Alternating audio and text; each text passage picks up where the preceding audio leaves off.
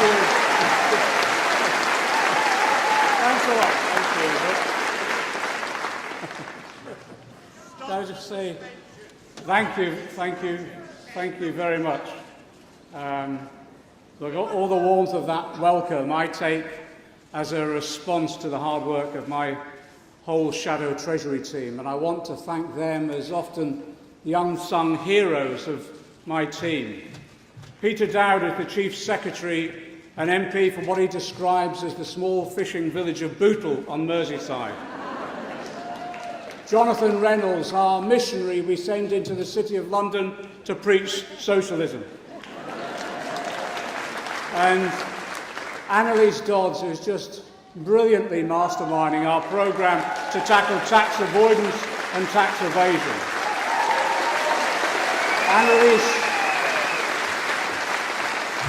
Annalise has found that magic money tree in the Cayman Islands, and she's digging it up and bringing it here.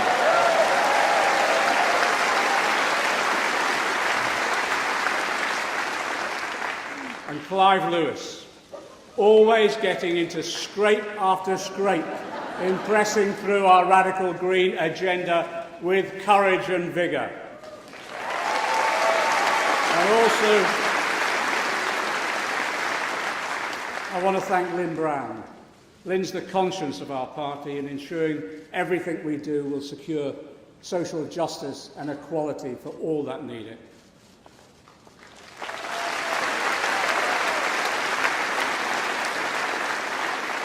Finally, my parliamentary private secretary, Thelma Walker, she brings her skills as a former head teacher to ensure we all do our homework and we deliver on every occasion. Thanks, Thelma, for all that you do. I want to pay tribute to others as well. I want to pay tribute to the GMB workers who work for ASDA, who are being threatened with the sack for Christmas if they don't sign up for the worst contract. Here they are. Solidarity.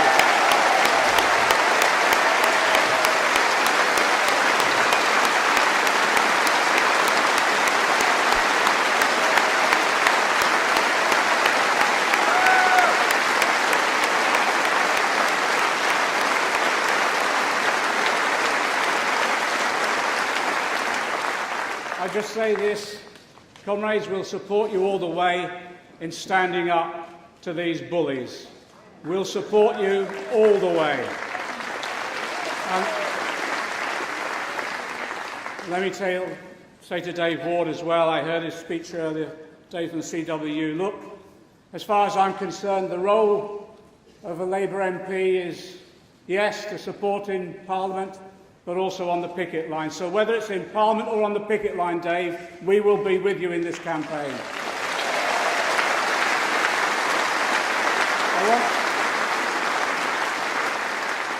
I want to thank a friend of mine. He's a mate who almost accidentally became the leader of the Labour Party. And I just want to say this, he's given us our team 100% support. And what makes me so proud of him is that, no matter what the smears and personal attacks by the gutter press, he always responds and embodies the kinder, gentler politics he advocates. And I'm so proud of Jeremy Corbyn.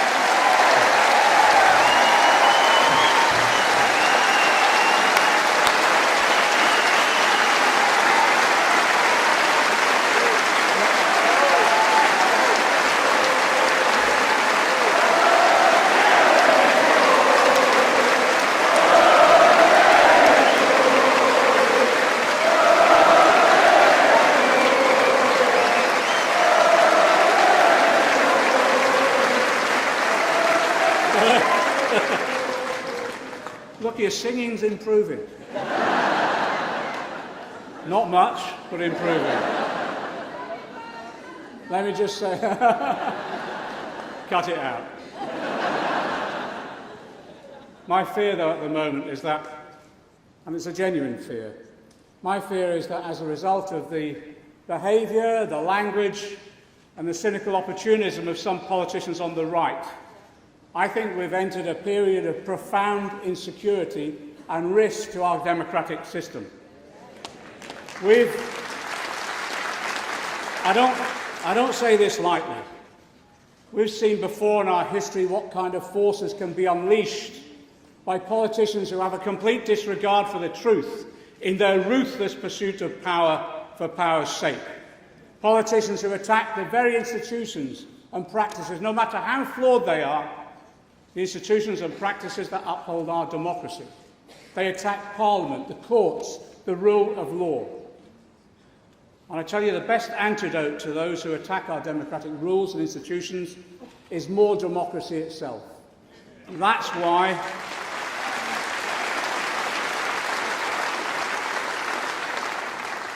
we're right. We're right in our aim to trust the people in having the final say on Brexit, a deal or remain. We are right to go back and trust the people.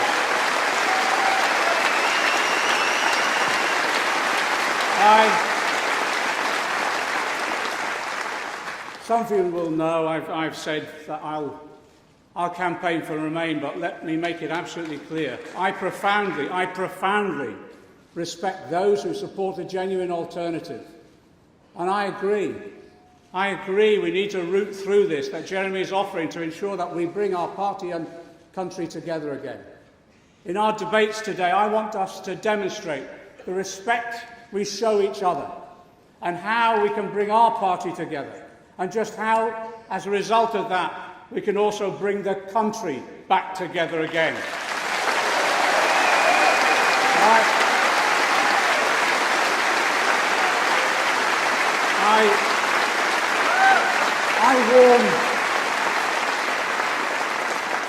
I warn those who would revoke Article 50 without a democratic mandate. Just ask yourselves what message that sends to our people. An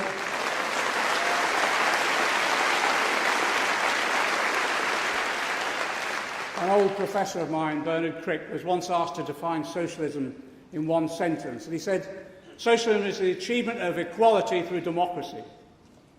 We can't say to people, Labour wants you to share in the running of your workplace, your community and your environment, but we don't trust you to have the final say over Brexit.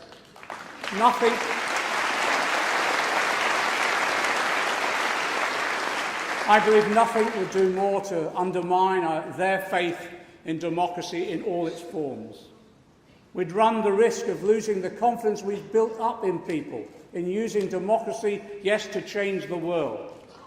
The blossoming of hope and radical thought that we've seen over the last 3 to 4 years. The potential to turn that radicalism and that hope into transforming lives, increasing fulfilment and happiness for the many. That's what we're about. Equality through democracy, the definition of socialism. Transforming lives means, I suppose before everything else, yes, having enough to get by. But not just to scrape by, also to live a rich and fulfilling life. And millions today, after 9 years of Tory austerity, millions today know how hard it is to do that. Just worrying about getting to the end of the month. So transforming people's lives means ending the modern evil of in-work poverty. Now, Labour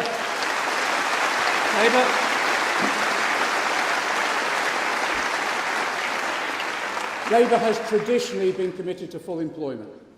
We've always believed that getting a job should mean you're lifted out of poverty. You lift yourself out of poverty.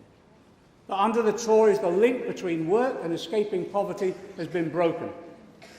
So I commit today that within the first term of office, Labour will end in-work poverty in this country. End it. End it.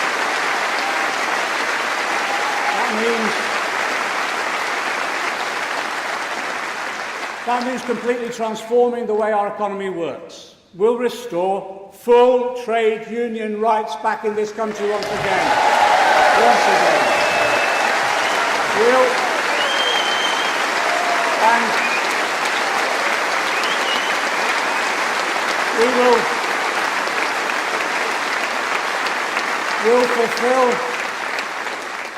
we'll fulfill the promise of our leader, that those workplace rights will apply from day one of employment. We'll roll out collective bargaining to enable workers to get their fair share of what they produce. And yes, we'll bring in a real living wage of at least £10 an hour. We'll end the barbaric rollout of universal credit. We'll cap rents, and we'll build the million new homes that our people need.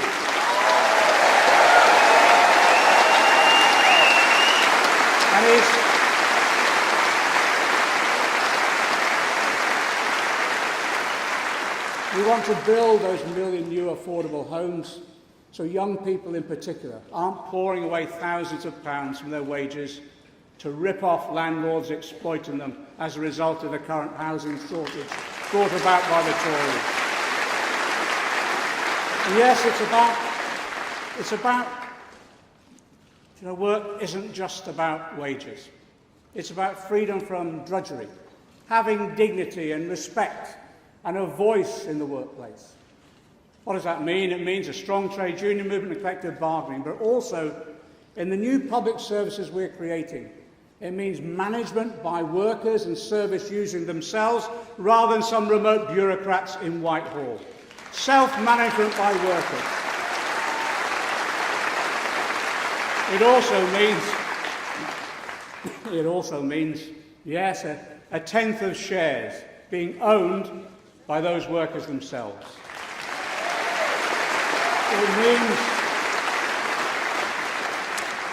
It means our commitment to doubling the size of our cooperative sector and going further, I hope, in our ambitions. But our commitment to every worker, therefore, is that wherever you work, you will have a stake and you will have a say in the future of your working environment, the company and firm you work for, and yes, how you're treated at work. But it's not just about fulfilling life at work. I've always believed we should work to live, not live to work. And so, look at the history of this. In the 1860s, people worked a 65-hour week. And thanks to past Labour governments, but actually mainly thanks to the trade union movement, by the 1970s, the average working week had been reduced to 43 hours. As society got richer, we could spend fewer hours at work.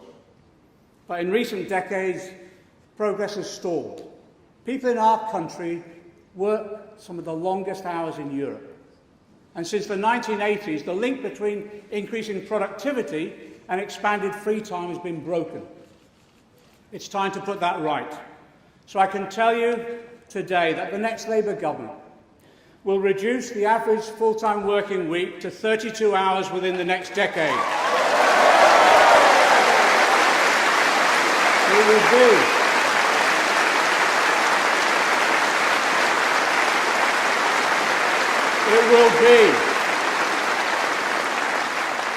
It will be a shorter working week with no loss of pay.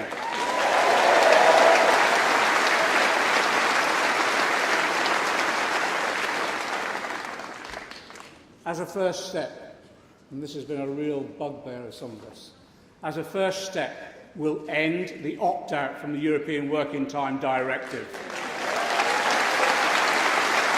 Yes, we'll roll out sectoral collective bargaining. We'll include negotiations over working hours within that. We'll require working hours to be included in legally binding sectoral agreements between employers and trade unions. This will allow the unions and employers to decide how best to reduce hours for their particular sector.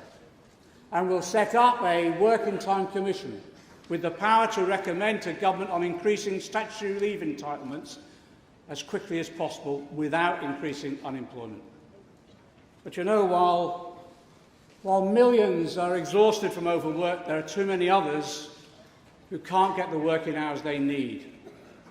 So let's make it clear, absolutely clear. We'll also ban zero-hour contracts to make sure every employer, we will make sure,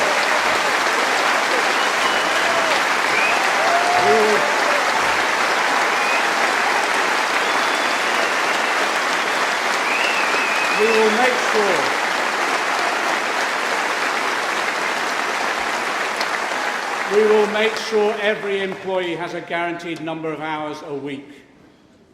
And you know, I told this story at the TUC, I think last year.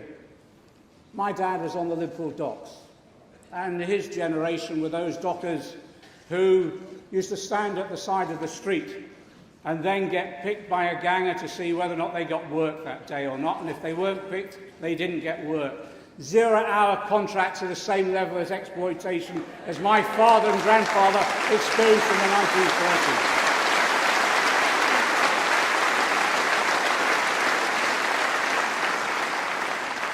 And you know, when people work those hours, our real living wage will make sure that people earn enough to live on. It's not just enough to give people power over their working lives. We believe in extending democracy across the board. And we know one of the most urgent tasks that we face when we go into government will be to rebuild local democracy. Rebuild those local council services decimated by the Conservatives and, yes, the Lib Dems as well, when they were in government.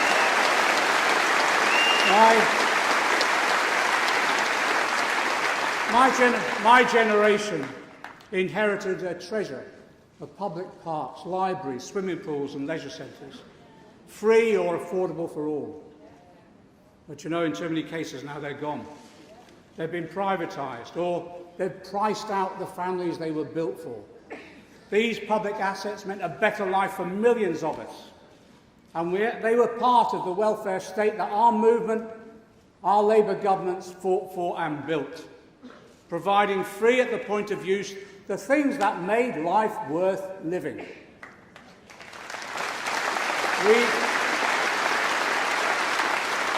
I believe we shouldn't limit our ambition to simply repairing the damage caused by 9 years of Tory cuts.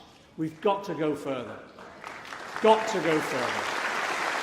So today I'm launching a document on universal basic services. It lays out our belief.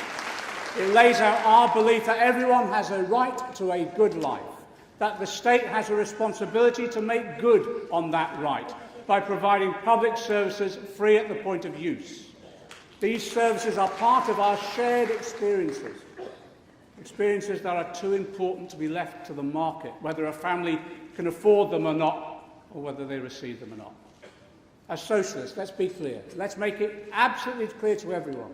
We believe that people have the right to education, health, a home and a decent environment, and yes, access to culture and leisure.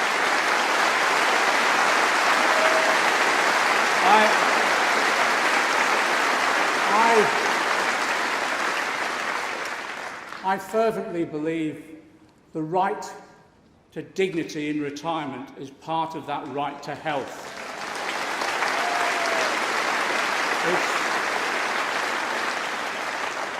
Older people have the right to that dignity at every stage of their lives. And you know as well as I do, the truth is our social care system at the moment is a national scandal. There's been nearly £8 billion taken from council budgets for social care since 2010.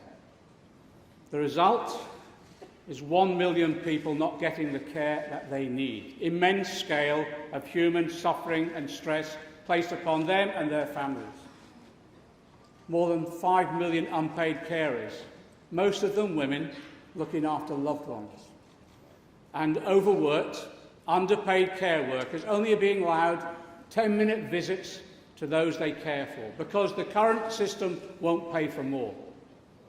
A report last week demonstrated how, at the same time, many of the big care providers have developed highly complex corporate structures, yes, and involving offshore tax havens, sucking even more money out of the system.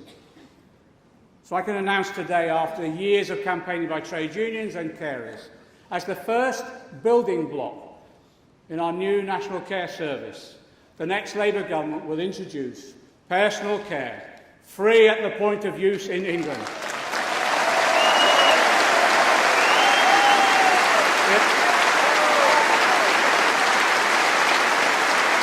It will be funded.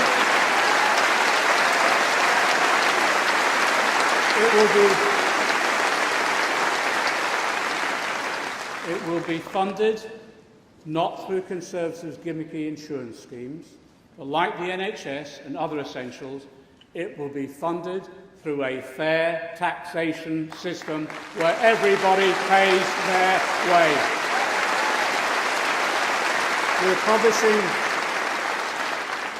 We're publishing the first steps of our National Care Service vision today, investing in the workforce and ensuring that those care workers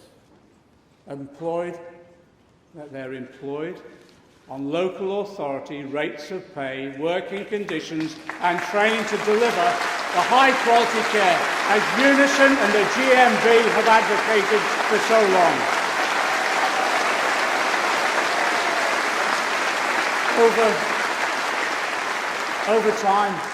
Over time, we'll bring those services back into public ownership and democratic control.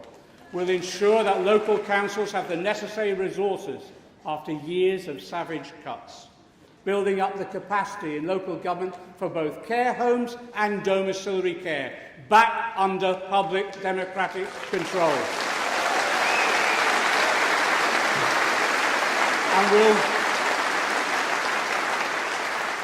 And as a start, will require all providers, public, private or charitable, to adhere to strict criteria on ethical standards.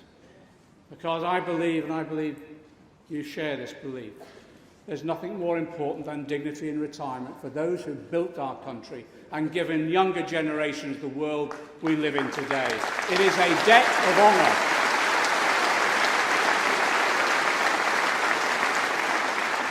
I want to say a personal thank you to the hard work and leadership that Barbara Keeley has shown in driving forward the policy on this issue over years so that we can achieve the breakthrough today. Barbara Keeley.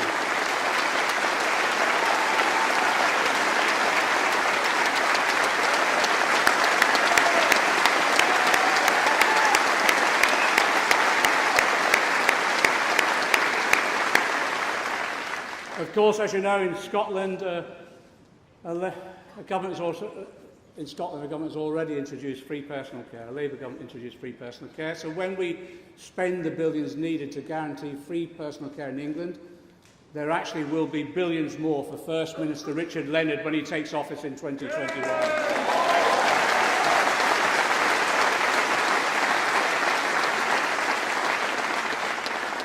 A Labour government making millions of lives better across the UK thanks to our transformative policies in Westminster, but also through the new resources for the Scottish and Welsh governments as we roll out our transformative policies.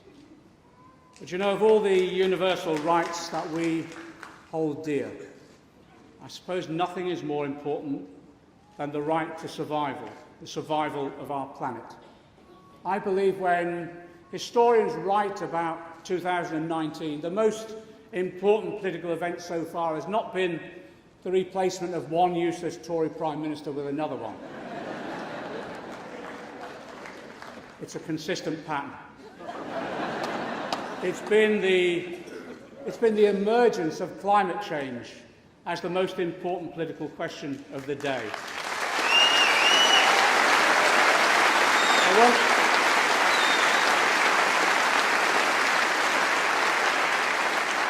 Nobody has done more in Parliament than my colleagues Sue Hayman and Rebecca Long-Bailey to pave the way for Parliament declaring a climate emergency this year.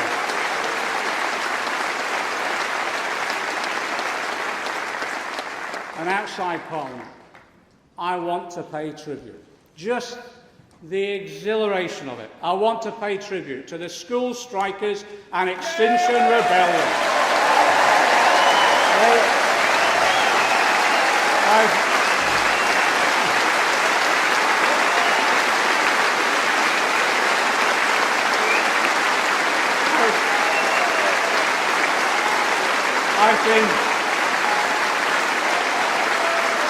I've been so proud.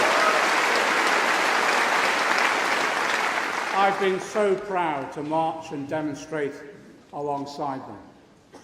Despite the climatic conditions, they always seem to choose a day when it's raining. They've shamed older generations of politicians into taking climate change seriously and with the urgency it needs. Now it's essential that the Labour movement continues to join in solidarity with those young people to help lead that fight. And for my part, I will make sure the Treasury puts in whatever resources are necessary to meet our climate change obligations. Whatever is necessary. We will have, as you know, we're setting up a Sustainable Investment Board, coordinating the Treasury, the Business Department and the Bank of England. £250 billion of green government investment in our National Transformation Fund. £250 billion more of lending through our National Investment Bank, delivered at grassroots by regional development banks and our new Post Bank. And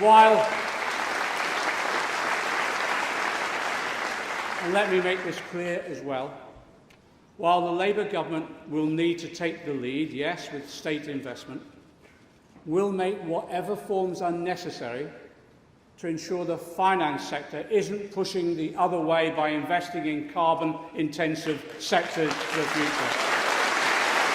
That means billions more raised through green bonds and support for a European Green New Deal programme so that we can bring forward significantly that 2050 date. We're mobilising financial resources on a scale not seen since the post-war reconstruction to achieve the twin goals of a sustainable future and a better today. In July, at our inaugural International Social Forum, I reiterated our support for socialist internationalism. We recognise that the first industrial revolution meant Britain was the first major contributor to climate change, something that left a lasting legacy for the Global South. And to begin making some reparations for our colonial past, I pledge we will provide the citizens of the Global South free or cheap access to the green technologies that we developed as part of our green industrial revolution. It is only just.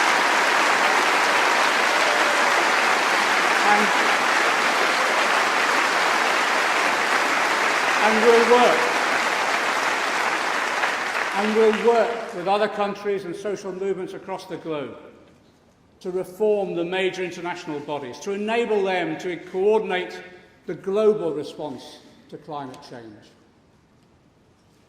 There's an old trade union saying, the cause of Labour is the hope of the world. Here in Britain, it's the Labour Party that's carrying that hope into this century.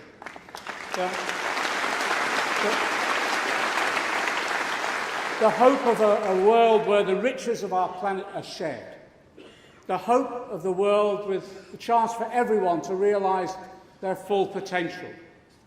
And we know that we won't build that world overnight. And let nobody tell you it will be easy or that it won't face enormous resistance. I tell you this, I believe our time is coming. Time to start work on that historic mission, to lay the foundations of a new world. And you know, sometime in the future, when they ask you, where were you when our people were left to sleep on the streets? When families queued at food banks to survive? When the Tories tried to sell our country out to Trump? When climate change threatened our planet and our very existence? I want you to be able to say, I built the homes and the public services our people needed. I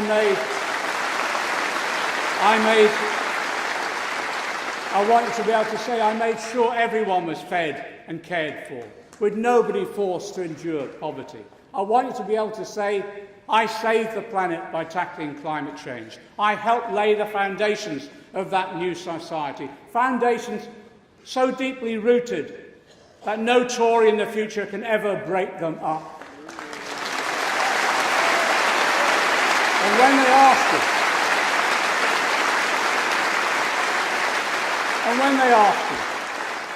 when they ask you, how did you do that? You can tell them.